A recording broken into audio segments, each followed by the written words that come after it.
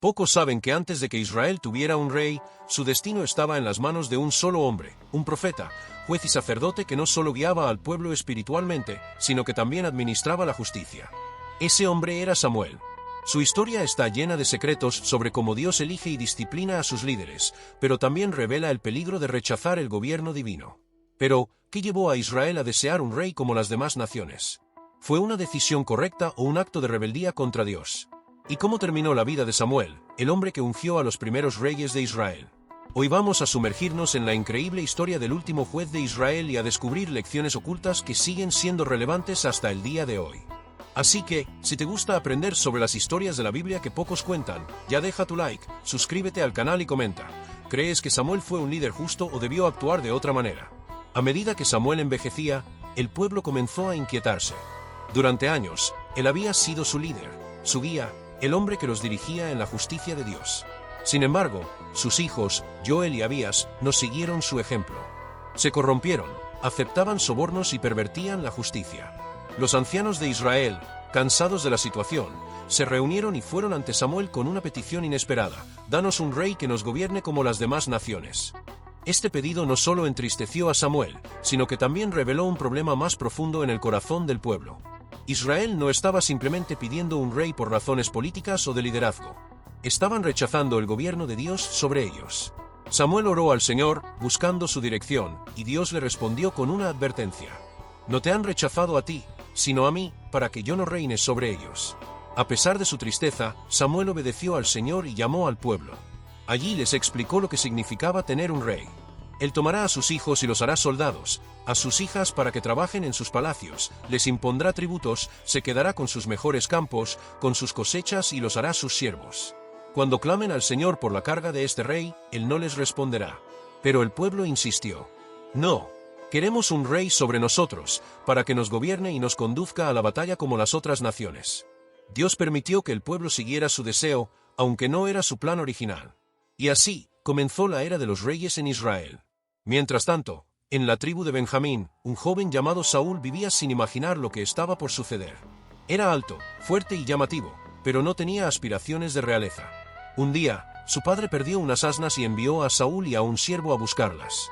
Sin éxito en su búsqueda, decidieron acudir a un vidente, sin saber que ese hombre era Samuel, el profeta de Dios. Dios ya le había hablado a Samuel diciéndole que enviaría a un hombre de Benjamín a quien debía ungir como príncipe de Israel. Cuando Samuel vio a Saúl, Dios le confirmó: este es el hombre que gobernará a mi pueblo. Samuel llevó a Saúl a una comida especial y, al amanecer, le dio un mensaje divino. Derramó aceite sobre su cabeza y le dijo: el Señor te ha ungido como líder de su pueblo. Saúl estaba atónito. No se veía a sí mismo como rey, pero Samuel le dio señales que confirmarían su llamado. Tal como el profeta predijo, Saúl encontró hombres que le dieron pan, un grupo de profetas con quienes comenzó a profetizar y, sobre todo, el Espíritu del Señor vino sobre él, transformándolo en otro hombre. Pero cuando llegó el momento de proclamarlo rey, ocurrió algo curioso: Saúl se escondió entre el equipaje. A pesar de su apariencia imponente, en su interior había miedo e inseguridad. El pueblo lo encontró y cuando Samuel lo presentó, todos quedaron impresionados por su estatura y gritaron: ¡viva el rey! Así comenzó el reinado de Saúl, el primer monarca de Israel. Pero pronto, su carácter impaciente y su falta de obediencia a Dios lo llevarían a su ruina. No pasó mucho tiempo antes de que Saúl enfrentara su primera gran crisis como rey. Los filisteos, enemigos constantes de Israel, reunieron un ejército poderoso y se preparaban para atacar. El pueblo de Israel estaba aterrorizado. Algunos huyeron, otros se escondieron en cuevas. Samuel había instruido a Saúl que lo esperara en Gilgal por 7 días, hasta que él llegara para ofrecer sacrificios al Señor antes de la batalla. Pero Saúl vio que su ejército se dispersaba y, en su impaciencia, decidió tomar el asunto en sus propias manos. Ofreció el sacrificio sin esperar a Samuel. Justo cuando terminó, Samuel llegó y vio lo que había hecho. Su rostro reflejaba decepción y dolor. ¿Qué has hecho, Saúl? Saúl intentó justificarse. Vi que la gente se dispersaba y tú no llegabas. Los filisteos estaban listos para atacar y pensé que debía buscar el favor del Señor. Pero Samuel le respondió con severidad: has actuado neciamente. Si hubieras obedecido, Dios habría establecido tu reino para siempre. Pero ahora, tu reino no permanecerá. Dios ya ha buscado a otro, un hombre conforme a su corazón. Saúl aún no comprendía la gravedad de sus acciones. Creía que podía gobernar sin una obediencia total a Dios. Este fue el primer gran paso hacia su caída. Tiempo después, Dios dio a Saúl una orden clara: debía destruir completamente a los amalecitas, un pueblo enemigo de Israel. No debía dejar nada con vida. Saúl fue a la batalla y obtuvo la victoria, pero no obedeció por completo. Perdonó al rey Agag y se quedó con lo mejor del ganado.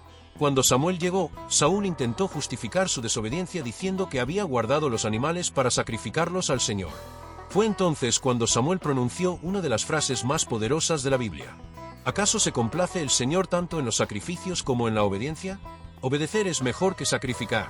Porque has rechazado la palabra del Señor, Él te ha rechazado como rey.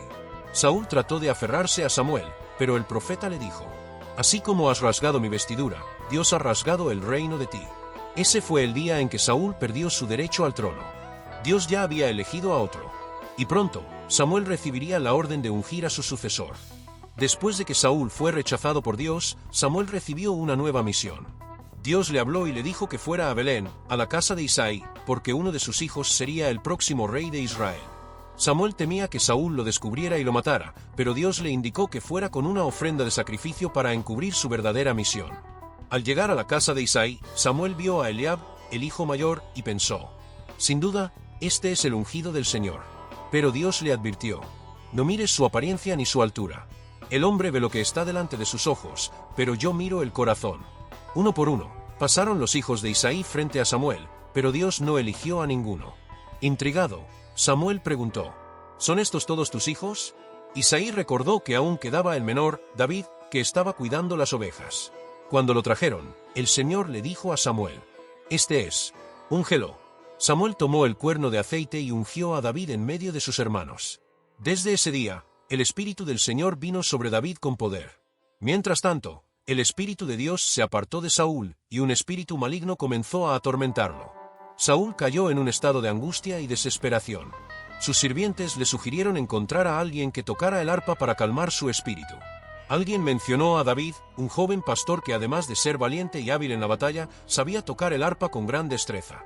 Saúl mandó llamar a David y, cada vez que el joven tocaba, el espíritu maligno se alejaba, trayendo paz momentánea al rey. Sin embargo, Saúl no imaginaba que ese joven que le traía alivio era el mismo que Dios había elegido para reemplazarlo.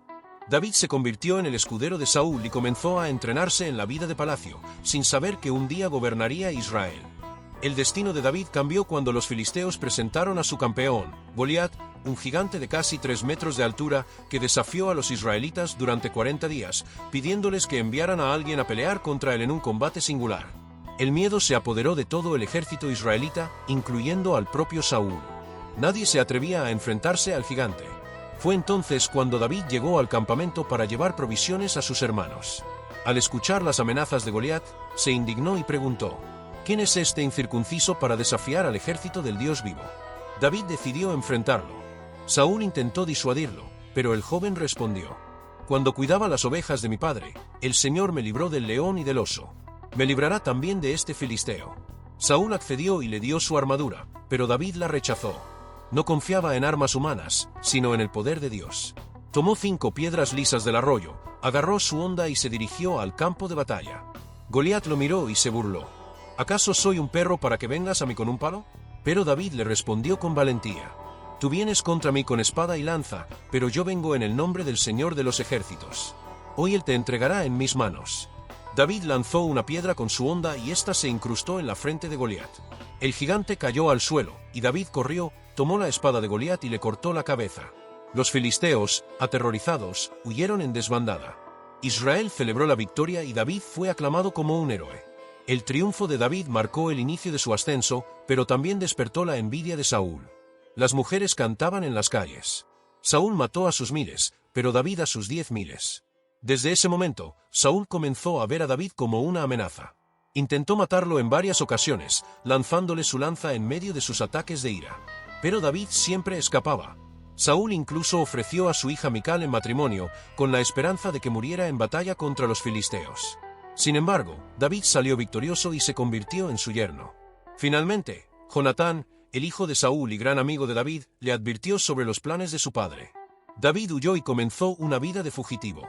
Durante años, Saúl lo persiguió, pero David nunca levantó su mano contra el rey, porque aún lo consideraba el ungido de Dios. En 2 ocasiones, David tuvo la oportunidad de matar a Saúl, pero no lo hizo. En una de ellas, mientras Saúl dormía en una cueva, David solo cortó un pedazo de su manto y luego le mostró que podría haberlo matado, pero no lo hizo. Mientras tanto, los filisteos reunieron un gran ejército contra Israel. Saúl, sintiendo que su fin estaba cerca, buscó desesperadamente la guía de Dios, pero no obtuvo respuesta. En su desesperación, acudió a una medio menende para intentar comunicarse con Samuel, quien ya había muerto. Para su horror, Samuel apareció y le dijo: Dios te ha rechazado. Mañana tú y tus hijos morirán en la batalla. Al día siguiente, los filisteos atacaron con fuerza. Los hijos de Saúl fueron asesinados, incluyendo Jonatán. Gravemente herido por los arqueros enemigos, Saúl, temiendo ser capturado y humillado, se quitó la vida cayendo sobre su propia espada. Los filisteos tomaron su cuerpo y lo colgaron en los muros de Bet-San, pero unos valientes israelitas de Yabes de Galaad lo recuperaron y le dieron un entierro digno. Así terminó la historia del primer rey de Israel. Con la muerte de Saúl, David finalmente fue reconocido como rey, primero sobre Judá y luego sobre todo Israel. Su reinado trajo unidad, victorias militares y un profundo avivamiento espiritual. El legado de Samuel, el profeta que ungió a los 2 primeros reyes de Israel, quedó marcado en la historia. Aunque Saúl fracasó por su desobediencia, David se convirtió en un hombre conforme al corazón de Dios, estableciendo un reino que prepararía el camino para el Mesías prometido. La historia de Samuel, Saúl y David nos deja enseñanzas profundas. Obedecer es mejor que sacrificar. Dios no busca religiosidad, sino corazones obedientes. El orgullo y la desobediencia llevan a la caída. Saúl perdió su reinado porque confió en sí mismo más que en Dios. Dios ve el corazón, no importa la apariencia exterior, sino la fidelidad interior. Dios tiene un plan mayor. Aunque Israel pidió un rey en rebeldía, Dios usó la situación para preparar el camino para David y, más adelante, para Cristo. Y ahora te pregunto, ¿de qué lado estás? ¿Como Saúl, que confiaba en su propio juicio y desobedecía? ¿O como David, que, aunque imperfecto, buscaba la voluntad de Dios con todo su corazón? Si esta historia te ha impactado, deja tu comentario y dime qué parte te llamó más la atención. No olvides suscribirte al canal y activar las notificaciones para no perderte más historias como esta. Hasta el próximo video.